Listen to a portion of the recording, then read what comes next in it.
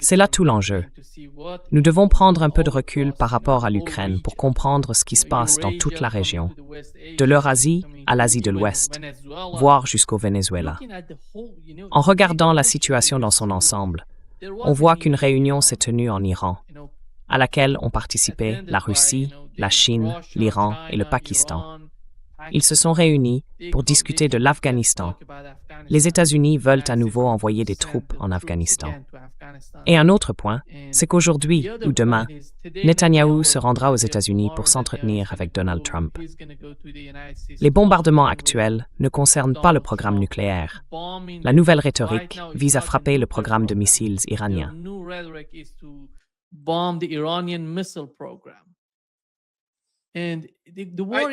Ce n'est pas possible, parce que cela a été anéanti. Je veux dire, Trump l'a bien précisé. On ne peut pas dire que ça ne l'a pas été, parce que ça l'a été, n'est-ce pas? C'était l'anéantissement le plus anéanti, le meilleur anéantissement de tous les anéantissements jamais anéantis.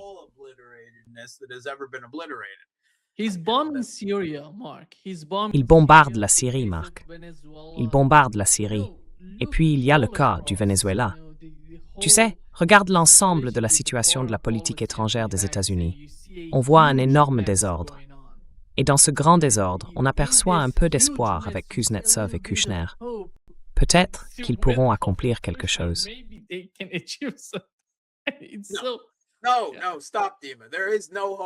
Non, arrête, Dima. Il n'y a aucun espoir là-dedans, d'accord? Arrête avec l'espoir. L'espoir, c'est la mort de l'analyse. Arrête avec l'espoir. On pourrait dire que ce sont des gens bien intentionnés. Sauf que je ne crois pas qu'un promoteur immobilier new-yorkais soit réellement une personne bonne ou bien intentionnée, à quelque niveau que ce soit. Je suis désolé. Quoi que soit Jared Kushner, je ne crois pas qu'il soit une personne bonne ou bien intentionnée. D'aucune manière. Mais ils sont non professionnels. Comme je l'ai dit, ils sont incapables, structurellement et professionnellement incapables, de toute forme de diplomatie nécessaire pour cela. La Russie a remporté une victoire diplomatique lorsque le reste du monde, en dehors de l'Occident, a refusé d'accepter les exigences occidentales visant à cesser de commercer avec elle.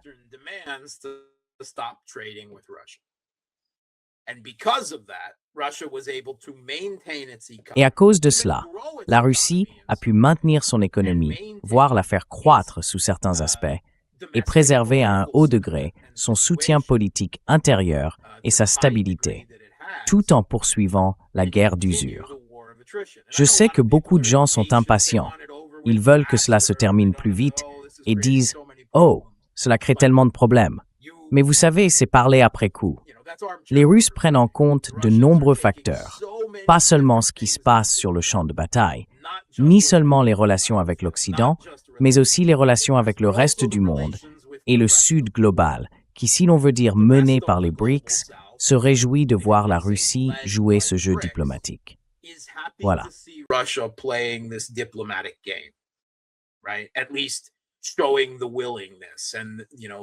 Au moins, cela montre une certaine volonté et encore une fois une forme de maturité politique, au moins l'idée d'en poser la possibilité et de faire semblant d'y croire.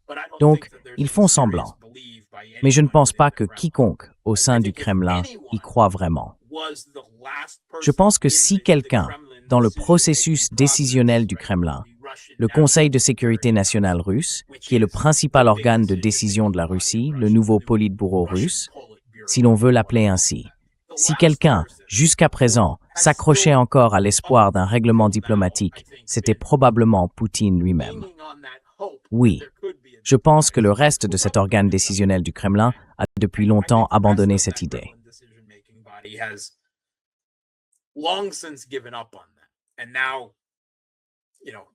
Et maintenant, vous savez, je pense que même Poutine doit l'accepter.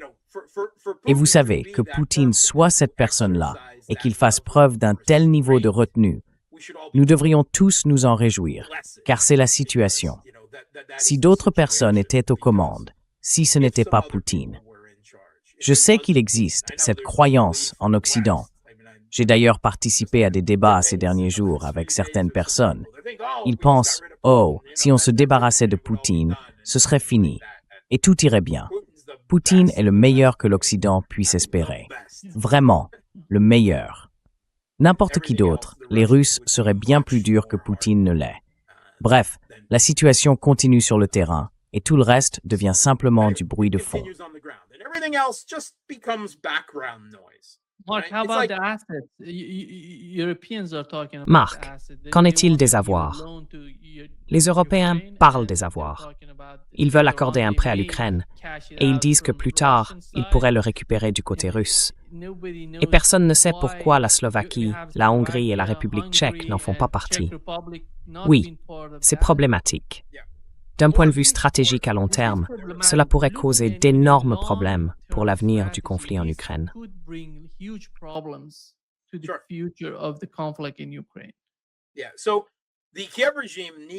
Oui, donc le régime de Kiev a besoin d'un minimum absolu de 50 à 60 milliards d'euros, soit près de 100 milliards de dollars par an, rien qu'en soutien financier. On ne parle même pas d'aide militaire, simplement de soutien financier pour maintenir le régime à flot, garder les lumières allumées, payer les soldats et faire tourner le pays.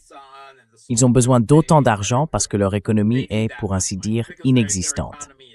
Alors, d'où vient cet argent? Les États-Unis ont dit « c'est fini », n'est-ce pas? Nous n'allons plus fournir cet argent. C'est donc désormais eux de s'en charger.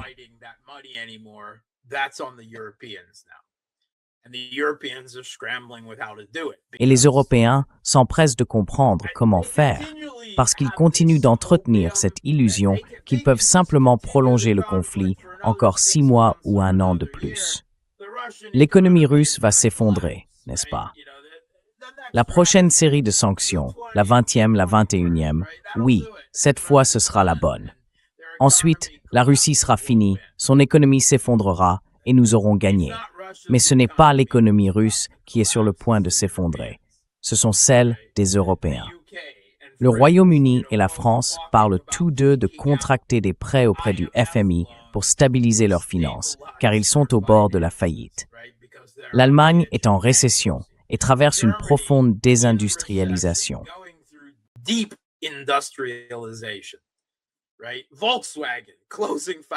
Exactement. Volkswagen ferme des usines en Allemagne pour la première fois de son histoire, cette semaine même. Et ça, c'est, tu sais, juste la partie émergée de l'iceberg. Là où va l'Allemagne, le reste suit. C'est l'encre économique de l'Europe. Alors, d'où vient cet argent? Ils sont tous profondément endettés, n'est-ce pas? Leur ratio dette-PIB, l'Allemagne était la meilleure. Et Merz a complètement gâché cela et a commencé à accumuler encore et encore de la dette. D'où tire-t-il cet argent? Donc l'idée, c'était, nous prendrons ces avoirs russes, parce que selon eux, c'est la guerre de la Russie, et donc c'est à la Russie de payer.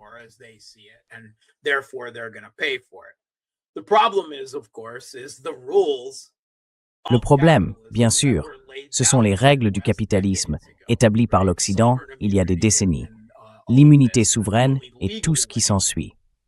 La seule manière véritablement légale pour eux de voler cet argent serait d'entrer en guerre avec la Russie. Dans ces circonstances, s'il y avait une véritable déclaration de guerre et une guerre réelle, alors il leur serait légalement permis de le faire, selon les règles qu'ils ont eux-mêmes contribué à établir comme droit international et droit international coutumier. À présent, ils ont essayé d'inventer une nouvelle manœuvre. D'abord, ils détournaient les intérêts générés par ces avoirs gelés, qui se trouvent pour la plupart chez Euroclear, cette institution financière en Belgique.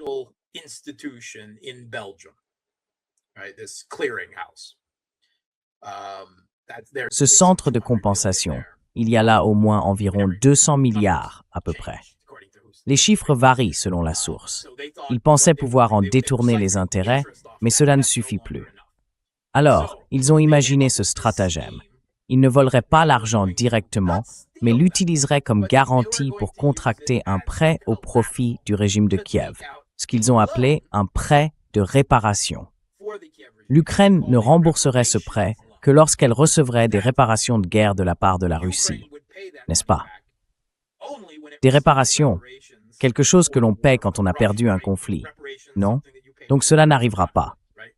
Et ensuite, l'Ukraine pourrait rembourser les Russes, et les Européens pourraient rendre aux Russes l'argent qu'ils ont gelé.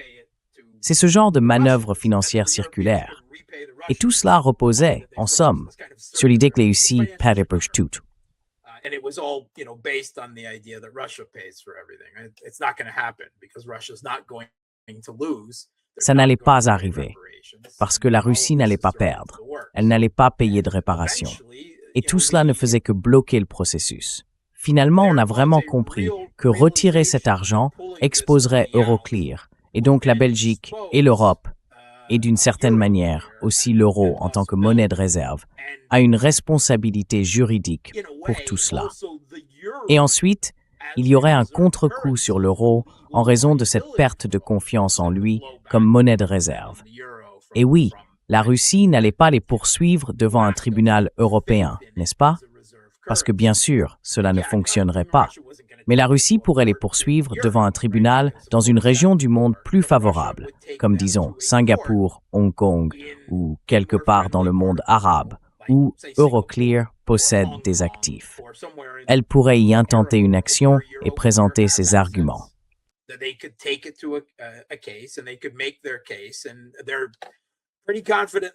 Et ils étaient assez confiants qu'ils gagneraient cette affaire.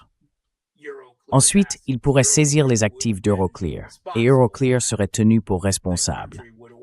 Ce pays ordonnerait que ces actifs soient remis à la Russie en guise de compensation. Euroclear craignait cela, et d'autres ont commencé à comprendre les effets de retour de flamme du vol de l'argent russe.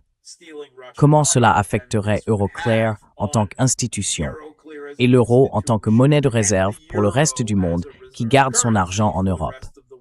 N'est-ce pas? Parce que ce qui peut être fait à la Russie peut désormais être fait à n'importe qui, n'est-ce pas?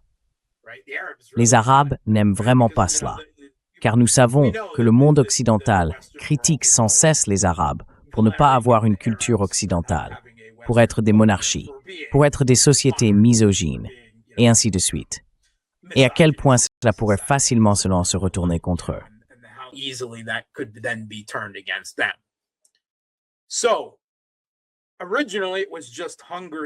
Au départ, seules la Hongrie et la Slovaquie s'y opposaient, car elles sont, disons, sceptiques à l'égard de l'Ukraine depuis un certain temps déjà. Mais au cours des dernières semaines, le PDG d'Euroclear est sorti publiquement pour supplier les Européens. Ne faites pas ça. La Banque centrale européenne a déclaré « Non, ne faites pas ça ». Le FMI a également averti « Ne faites pas ça. Cela va saper tout notre ordre capitaliste mondial ». Les Américains, sous l'administration Trump, ont aussi déclaré « Ne faites pas ça, car nous avons déjà prévu d'utiliser ces avoirs russes gelés comme levier pour en rendre au moins une partie à la Russie dans le cadre d'un accord négocié. »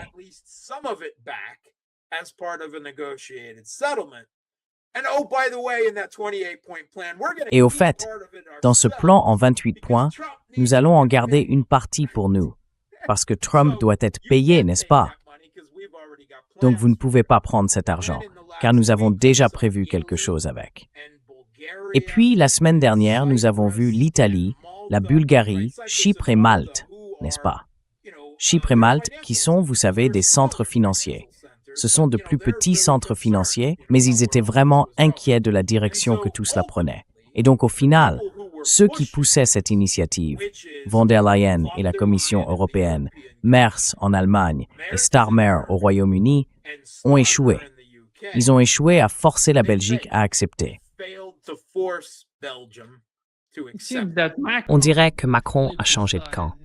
C'est clairement quelqu'un qui retourne souvent sa veste. Ils changent d'avis sans arrêt, non? Alors, ils n'ont pas réussi à le faire passer.